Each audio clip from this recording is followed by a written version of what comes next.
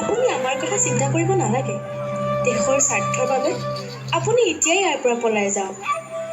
ঐ ছোৱালী, গদাপাতি ক'ত আছে তই নকওঁ কিয়? নকওঁ। তহঁতৰ অত্যাচাৰত এই জয়মতীৰ প্ৰাণ গ'লেও বংশটোৰ সন্ধান মই কেতিয়াও নিদিওঁ।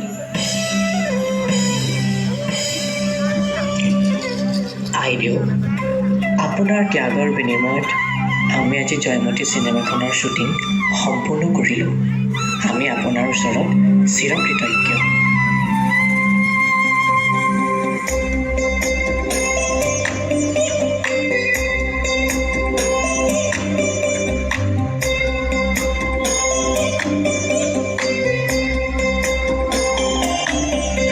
চি এগৰাকী ছোৱালী হৈ পৰপুৰুষক বঙহৰদেউ বুলি সম্বোধন কৰি চিনেমা কৰি দেখুৱাব আহিছ।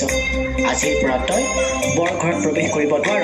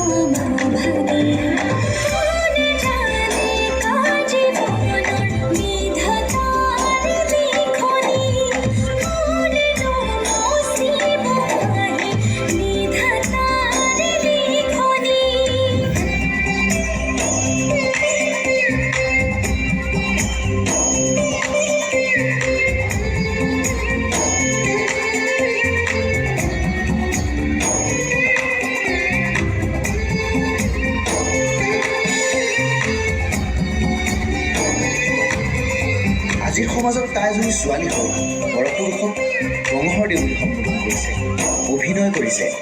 তাই আমাৰ সমাজলৈ কলংক সানি আনিছে।